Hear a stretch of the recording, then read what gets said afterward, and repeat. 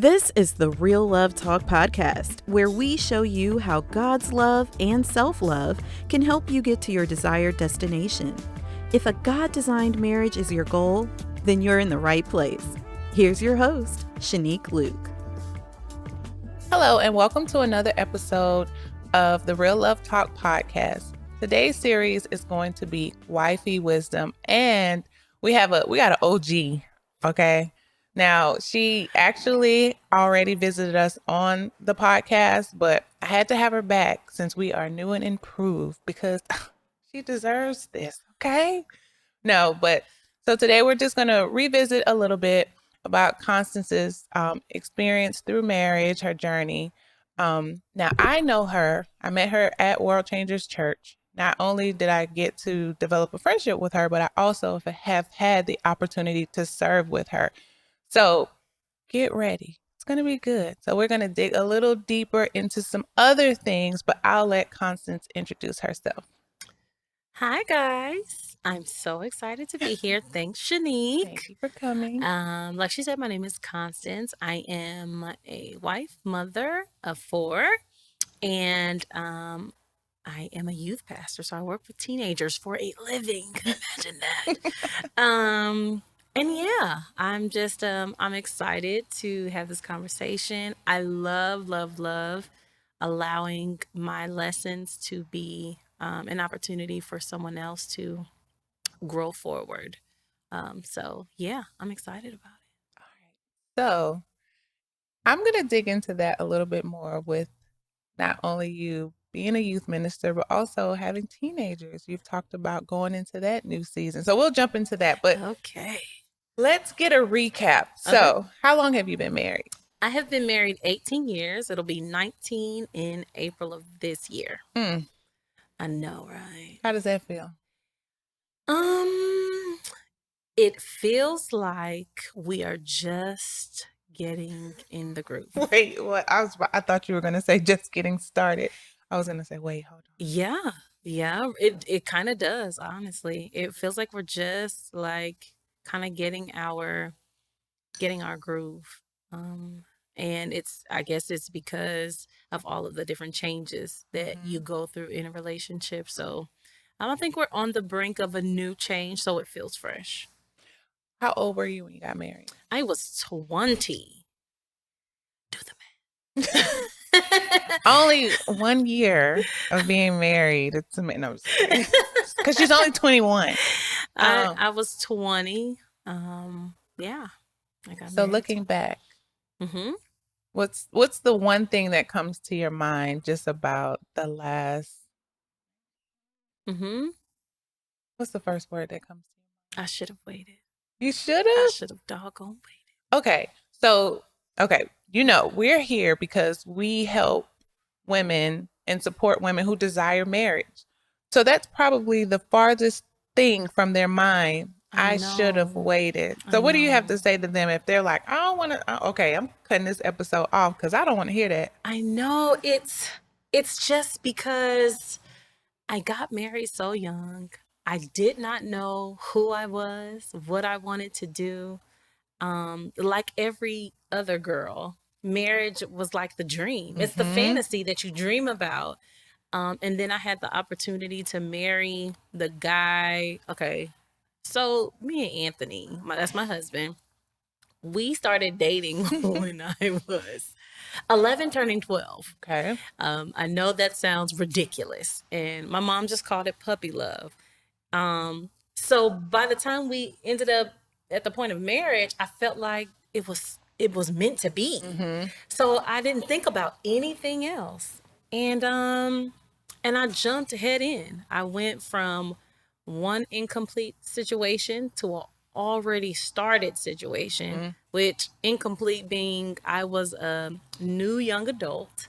I had not really experienced the responsibility of adulthood. And then I jumped into an already started situation, which my husband had been out on his own since he was 17, and he had 2 kids. So, so when you guys met, what is that, 6th grade? Yes. 11, 12? So, well, 7th grade. Oh, 7th grade. I was in 7th grade. So it's kind of throughout high school. Yes. school. So we started I mean, I dating. think that's all of our dreams, though. It is We kind of, high school, and then we're together forever, you know, right off into the sunset. that's the dream. I think the misconception though is that we feel like marriage is the end all be all. Yes. And that is the ultimate goal. Like there's nothing else to life except to be someone's wife. And there's so much more to life. And so when you take the pathway I took, I missed out on a lot of other things in my development that speaks to me as an individual because I was so focused on being someone's wife. So that's like, if I had a regret, that's what it would be. So, how were you able to still become the woman you are today, since you felt like you missed out on some things? I'm still becoming. Yeah. I'm still becoming. So it doesn't stop. It doesn't. And I think that, and we're not there in the conversation yet, but as a result of my decision of getting married prematurely, a lot of our earlier years, I was focused on pouring into him more. Just because out of the two of us, I would be the more stable one. And so a lot of my strength, my energy went into helping him become. And so once he became, and he's still growing too, but once he got to a stable place, then I had to look back and now I'm like, oh crap. So what point was that? Like what age? Oh shoot, child. Or can you like pinpoint a certain time frame where you were like, oh, hey, I need to take care of me? It was probably year 12. The first 8 years of our marriage was hell. I tell everybody that. That's the first 8. That's a long time. Just let that simmer in your spirit. The first 8 years was hell. And then after that, he got a clue. And then after that, we started building. And then, you know, he was getting his groove. So along the way is when I met you, which was when he began ministering and pastoring. And so in that season, I'm looking like, okay, he's getting his groove. That's cool. But then I'm starting to like feel lost or like everything that I have is wrapped in him. I remember before we came to the Norcross Church, I was working as a corrections officer in Clayton County Jail. I hate it. Wait. Okay. So I meet Constance at church. She's like, hi. This big old smile. And she's like, I work at a jail. I'm like, wait. Didn't have no business down there. The inmates was just like, Officer Adams, what are you doing down here? I'm like, mind your business and turn and face the wall. But in that season, I was like, I was finding myself. And so I was in the jail because I was working upstairs, and then a new sheriff came in town and he pushed me down to the jail to be a corrections officer. So it was either like I quit or go do the job. I don't quit. So I'm like, I'm gonna do it. God is faithful. So until he gives me my next instruction, I'm just gonna stay here. So anyway, while I'm there, one of the lieutenants, I had got, you know, a certain position, and one of the lieutenants used to ask me a question all the time.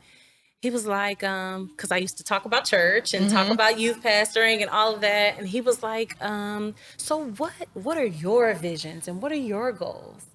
And everything that I said included something about teenagers or what my husband wanted.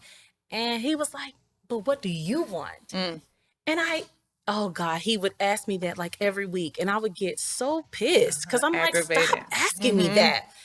And I realized that what he was trying to do is really help me identify the fact that I did not have a real location of who I was as an individual.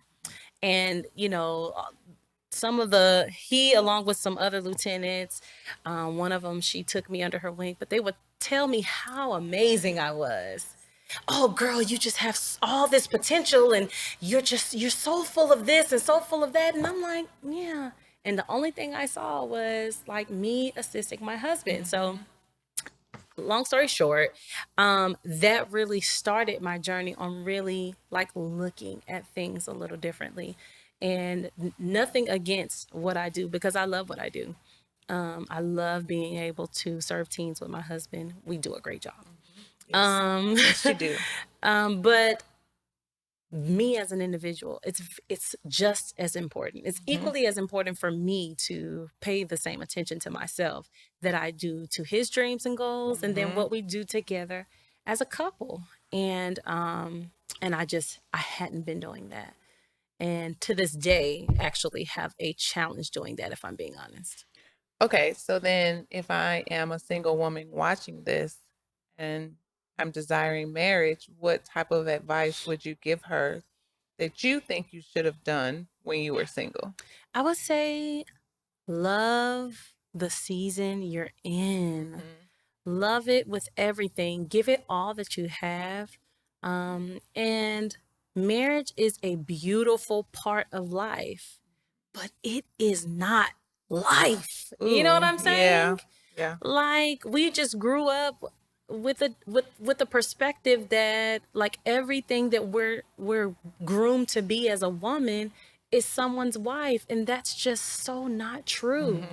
And so I say, single mom, single woman, enjoy the season you're in, enjoy being who you are, enjoy the journey of getting to know yourself in every facet. And you say, well, I've been single for 15 years and I'm just ready. And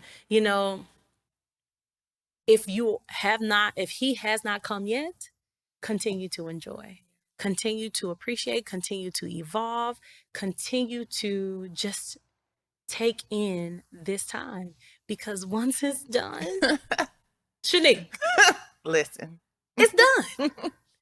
That is done. And I know we think about all of I want to have somebody that I can share this moment with. And I want someone who I can like cook for. And I want someone who can share in this conversation. And I want someone who can share. And I'll just be like, I don't want to share.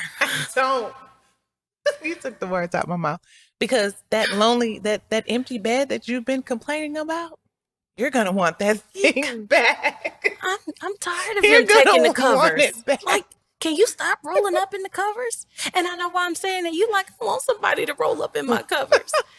And that just kind of, I think that goes to show, like, when you're on the opposite end, it always seems like the grass is greener on the other side. And the grass is greener where you water it. And so water that single grass, child. Water it. Okay.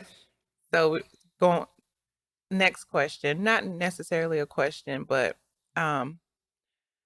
you always hear, like you say, water your grass. It's where you are. Enjoy your season. What do you think? What do you think, or can you speak on like that singleness is a curse? You hear that, like, either what are your first thoughts, or just like what's your opinion? Because I believe a lot of women feel like they're being punished because they're single. I think it's perspective. And I think it's how we grew up. I think it's programming of the mind. Just because as women, from little girls, we have been programmed to think a certain way. And so as you grow up, you expect to evolve in certain areas of your life based off of what you've heard and what you've seen. And so when that area of your life is not evolving like you imagined it would, you're not finding a man, and you're not getting married, and y'all aren't having kids and having a house with the white picket fence. And tell you, first of all, the first place I moved in didn't have no picket fence.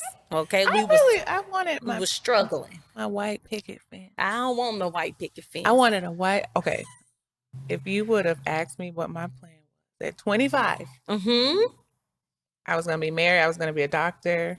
we were going to have 2 kids. I don't know when I was going to do all this by 25. But by 25, I was going to be a doctor. A doctor at 25. The dog, all of that. Oh, wow. So when like 30 hit and there was like no one. No, I just had this conversation with a friend. She sent me a picture, memory, whatever, Facebook memory. And it was from my 30th birthday party. Wow. And I remember the week of, it's comical now because 30 is so young. I remember I was working a temp job and I was in the cubicle. It wasn't much in there because it wasn't my permanent desk because it wasn't a permanent job. And I was like single. I was like, had a roommate in this temporary job. It was like a contracting job or something. And I literally boo-hooed at the desk, like, what have I done with my life? And I'm looking back like, man, I was so like, I just didn't appreciate the amount of freedom. Like looking back, I'm like, that was a lot of freedom that I just wasn't even aware of. Yeah. So I think if we begin, like you say, change our perspective on how much freedom it is. Yeah. And now I do believe that I thoroughly enjoyed being younger. Like I don't have any regrets. Right. Like you said, I may have done it too soon. Mm-hmm. I enjoyed my time alone as well. But what would be that? Okay, she's listening and she is struggling. She doesn't see the freedom. She can't shift her perspective. People are asking, what's wrong with you? How would you love on her in this moment if she's watching this right now? I guess it's not that I would try to change your mind, because when your mind is fixed, your mind is fixed. I get that. That's the thing about us women. When our mind is fixed on something, we're pretty on it. But I would just simply, praise your current state. You are in a beautiful place. You are in a place of hope. You are in a place of building. You are in a place of greatness.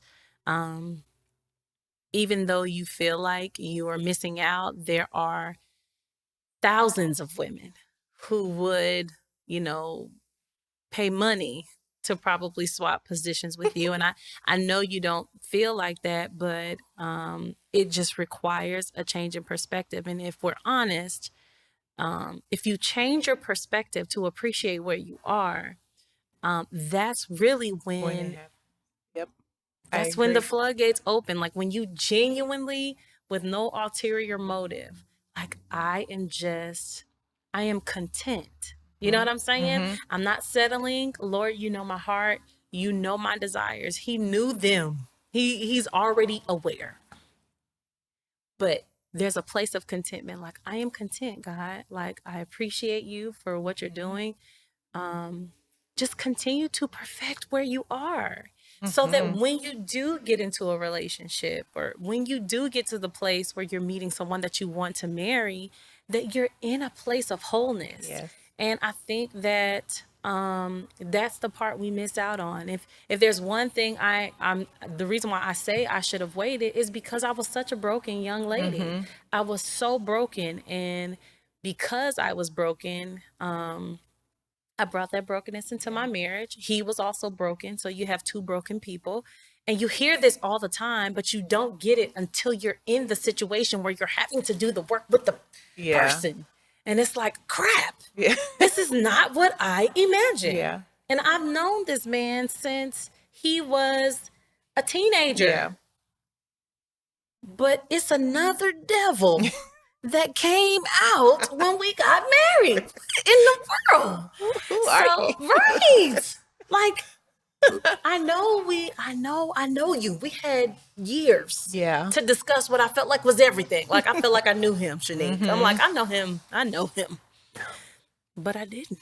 I didn't. And there was so much more that was unveiled when you connect with people. And so I would encourage that woman to really spend time with yourself, making sure that you are a healed person, that you are a healed woman, and then continue to explore and expand being the greatest version of yourself. Like, what am I supposed to be doing? Being the best version of yourself. There's something that you can perfect. Maybe perfecting your the financial aspect, or perfecting your emotional state, or there's something that you can do to perfect being the best version of yourself. Not so much I want to be ready for a man, but being content and saying I want to be the best version of myself to live a good life.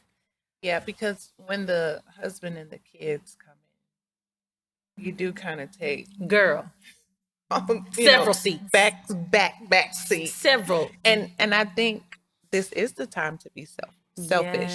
Yes. Because and I don't want to say like being a wife, because I feel like when you hear that, it's like this you're on this pedestal, the wife. Right. But when you are married, when you are a mother, it is a selfless. It's very selfless. And when I realized that, because I mean, of course, being human, I still wanted things to kind of be the same way, but it does change.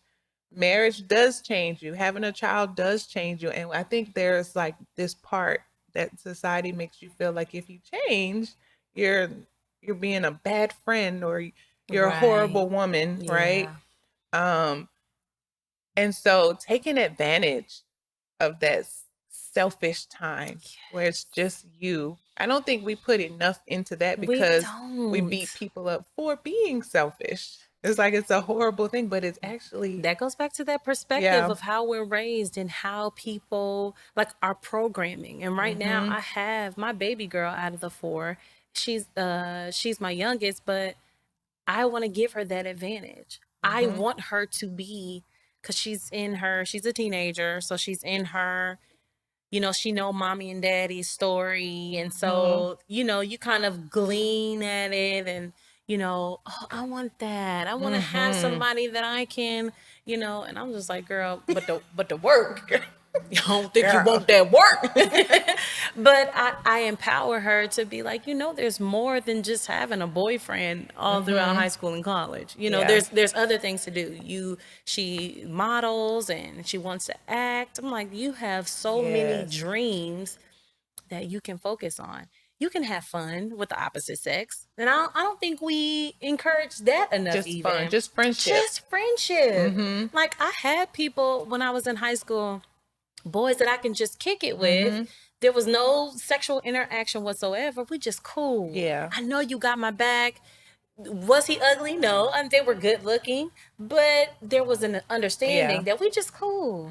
And that's okay. So we can go to the movies, we can hang out, we can just go be with our friends. Girl. It's either I have girlfriends or I have a boyfriend. Yes. And that's it. There's no in between.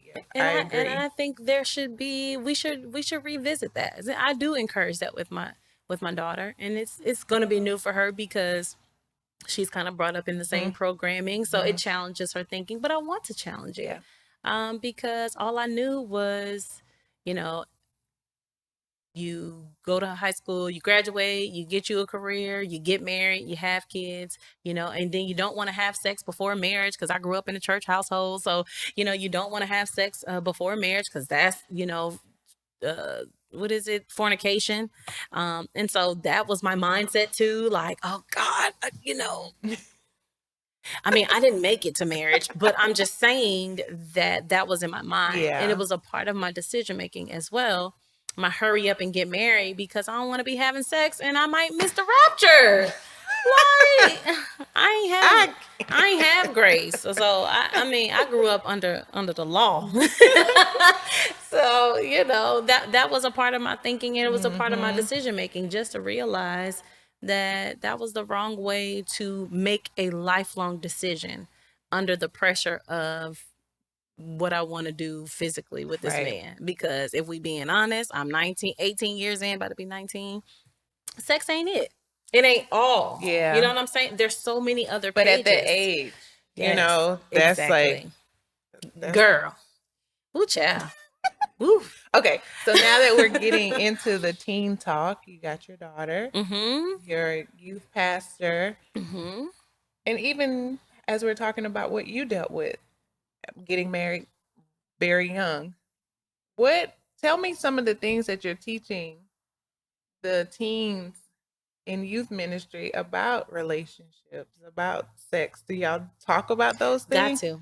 Yeah. Got to. And exactly what I just said. For the young ladies, we are empowering them.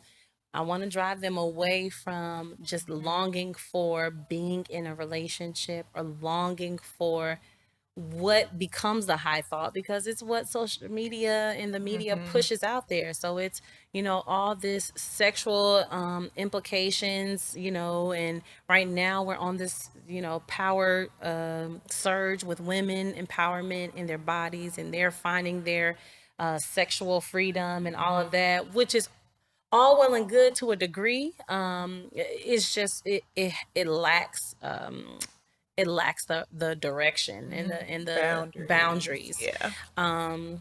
So that's what we're encouraging them. We're encouraging the young ladies to really be empowered within yourself. You know what I'm saying? Take pride in who you are and being the best version of yourself for yourself. Not allowing the perspective and the words of young men to shape your thinking. I got married at 20, Shenique. Like, my husband literally, my thought process, when I look back, I'm like, you literally taught me, like, what I know about sex was a lot of it was driven by him. You know what I'm saying? He was my 1st. So a lot of what I think was what he told me, because my parents weren't having the conversation, and so he taught me what he wanted me to know. You know what I'm saying? So in a way, he got to, you know how they say, I done put too much work in. He like, ooh, now I shaped it the way I want to now. And I want young ladies to have their own mind. I want you to have your own mindset, because you won't be so easily moved and so easily bamboozled by young men and their thoughts, because you're a strong young lady and you have your own thoughts and you have your own perspective. When it comes to relationships, of course, I'm like, I might be the unpopular one and I might sound like your parent, but I don't think you should be dating as a teen. And I was going to ask, like, what age do you think we should be having that conversation, or when should it have been introduced? Because I think I struggled with the low self-esteem and all that for a very long time. If we being honest, we probably need to start in elementary school. We need to start in elementary school. Right around 4th, 5th grade, my daughter really started to kind of look at herself in a different light. Then once you get to middle school is such a pivotal time, but it's such a sensitive time too, because that's where our young people are really they're trying to see which way they want to go. You know what I'm saying? And they're trying to identify with who they are and which way they're going to go with it. And it's a very weird age, because you're kind of weird then. Yeah. You're a little corny. You're a little, Yeah. I was a little geeky. I was kind of cute, but I looked a little funny too. No, I definitely looked funny. So, and young people are so cruel, so they're going to talk to you and tell you. I don't think I could take being a teen Girl today. I mean, I thought Social media? They were mean to me. I don't know if I could deal with being posted online, because they used to make, used to joan. First of all, I never joan. I never, like, I'm not getting in any roasting sessions. I felt bad. Even if it wasn't me, I felt bad for the person being roasted. Like, dang. See, it was already being built up. It was my heart for it. But yeah, so I definitely that's how we encourage them. We encourage them to really be themselves, be the best version of themselves, that type of thing. And for the young men too, my husband is really encouraging them to be respectful, you know what I'm saying? Just because it's the right thing to do. Yeah. Just being I almost said the N word. being a young nigga in this world, or being a young man in this world, it can look the same. So really being able to encourage, with us, we have 3 boys and all 3 of them have different personalities. And the challenge for Anthony was not to try and parent them to being the type of person he was. So all of them are something like him, but they're different parts of him. Yeah. And so like my baby boy is very sensitive. Oh, he's my lover boy. He swear he Drake child. He's certified lover boy, all this. But then my middle son, he's very hard. He's hard on the surface, but very tender underneath, which is just like his dad. So he'll be the one to swing, but underneath he just want to love the world, you know. And then my oldest son, he is just really quiet and off to himself, kind of nonchalant about everything. You know what I'm saying? Like, do you even want to be here? So there are 3 different types, but we have to be able to kind of love them where they are and encourage them to be young men who care about just being the best version of themselves. I think I keep hearing myself say that, and I think that's the best thing right now is people enjoying being the best version of yourself. There's always like, I'm doing this for this. I want to get better, or I want to learn how to do this for this. Like, I just want to do good for myself. I want to be great for myself. I started working out because I just said, you know what? I'm consistent for everyone else. Especially that mom and wife thing is. You see the back seats I took like 19 years ago? Yeah. I still find myself in that back seat, but I told myself I need to practice consistency for myself. So I started working out. I was like, I'm going to get unfat. People be like, girl, you are not fat. But I'm going to get unfat. You know. Yes. Like, okay, yeah, I look good. Right. But you know yourself, what makes you feel most confident. Yes. And what size you feel most confident. So I get it. Yeah, and I did that to practice the love I'm encouraging my children to have for themselves. I had to practice on myself. You know what I'm saying? Because like you said, you're so used to being a wife, you get so used to putting everybody before you. And it almost becomes robotic. Yeah. You know what I'm saying? Where you don't even know how to pay attention to yourself, and till people point it out to you. Like I said, my lieutenant at my old job was like, what about you? Yeah. And I'm just like, dude, stop asking me that. But really, that is me. That's my husband. Right. That's my kid. That's what I was saying. And he was like, no, no, because God created you as an individual first. And I don't think we pay a lot of attention to that. And so as women, we just got to do better with that, because honestly, we show up better as people all around in every area of our lives when we take care of self first. And that sounds selfish, but you really do. In order to be a great mom, you really have to love yourself, or else you mother from an injured place. I've done that. You know what I'm saying? Or you wife from an injured place. I've done that. You know, kind of show up as a friend and you can't really be friendly like you want to, like from your heart, because you're injured and you really can't find time to get the care that you need, because we always have something to freaking do. Okay. And we're going to wrap it up, but I just have one more question. When you talk about coming from an injured place, right? My theory, agree or disagree, Constance. Okay.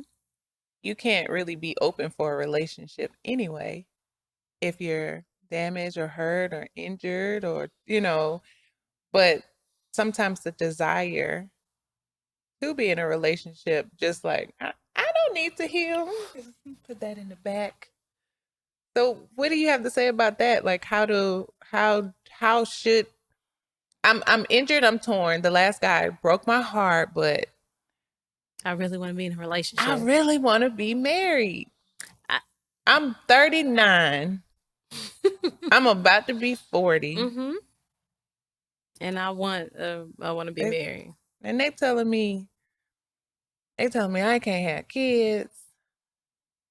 I don't want to unpack this. I got somewhere to be. I say, you would have to evaluate what exactly is your end result. Do you just want to, like, what's your intent? Do you want to be in this relationship, or do you want to have this husband just to say you have a husband, or do you want something successful? Because if you want something successful, then you're going to do the work in order to have success. And to have a successful marriage, it requires self work so that you're able to show up in this relationship in the way that you need to. Now, I'm going to tell you, I say I entered into my marriage as an injured person only because, there were some disappointments I had as a teenager. But I didn't have like a whole lot of childhood drama. I came from a good family. But I was ignorant in a lot of areas.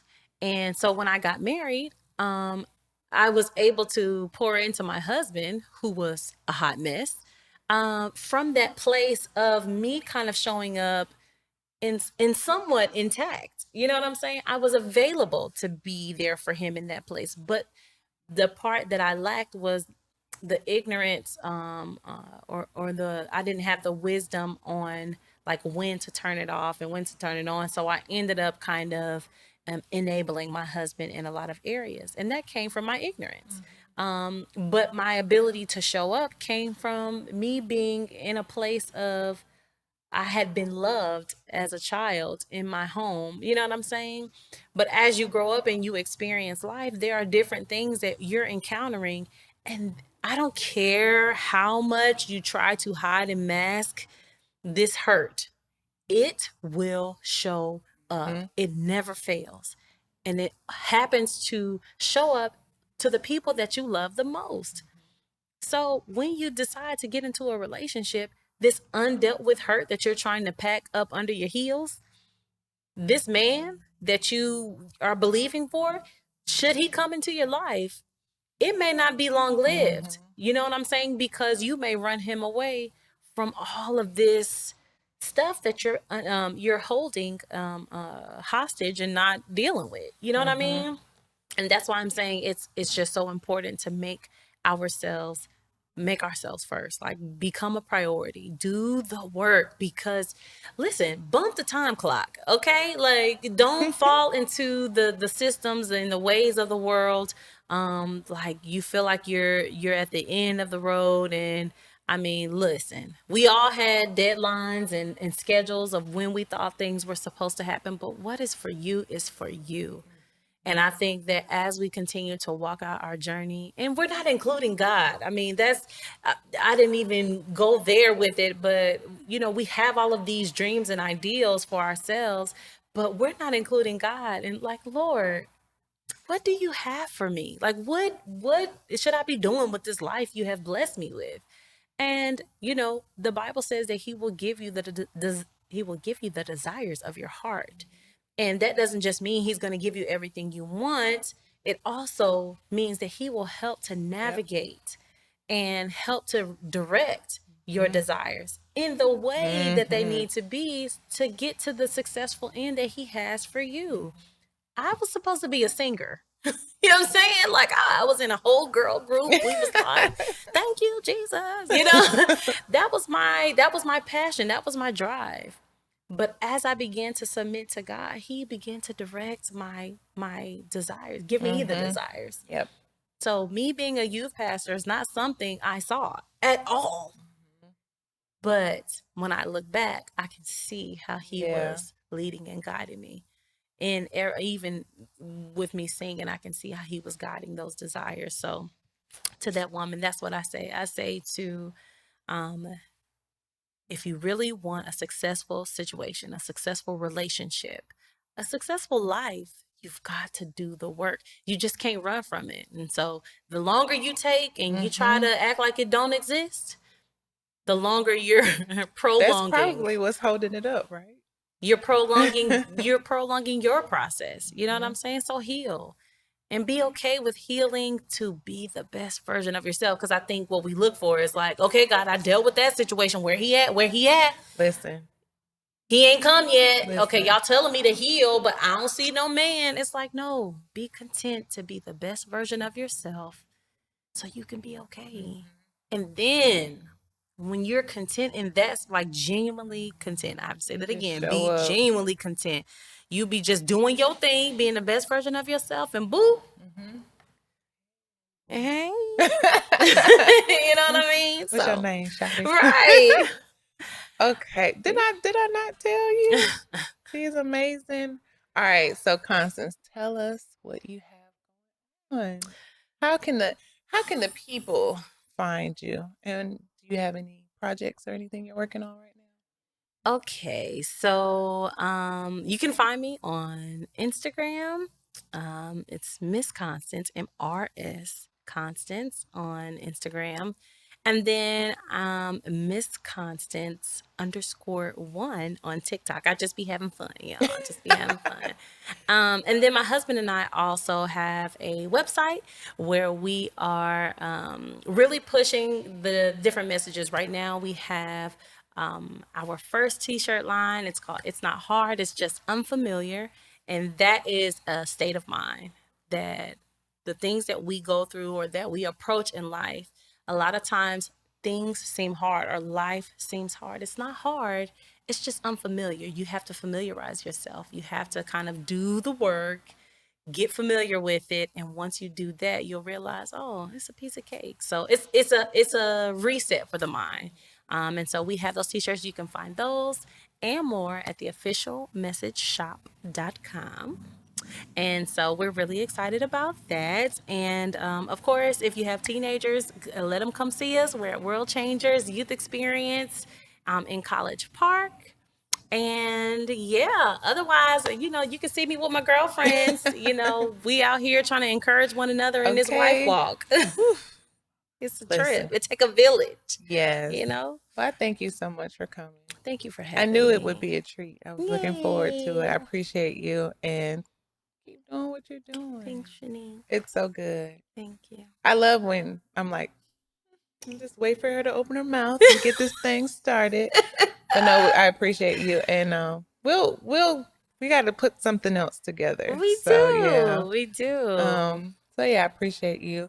So thank you guys for checking out the Real Love Talk podcast today.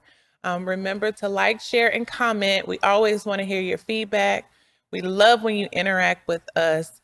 And I'll be sure to make sure all of Constance's information is down below.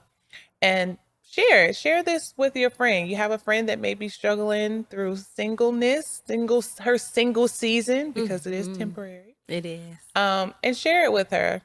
This is just a safe space for women to talk and rely on each other, lean on each other, because some of the things that she said today was helpful and beneficial for me as well as a baby wife compared to where she is in her journey. But it's important because sometimes we just have to have the conversation. Yeah. So we appreciate you guys for joining us today, and we'll see you next time. Thanks for listening. We hope you enjoyed the episode. Be sure to like, comment, and subscribe to our YouTube channel at The Real Love Talk Podcast. And make sure to follow Shenique on Instagram at Shenique Luke _ for more advice and tips. Be sure to join us next Friday for another exciting episode.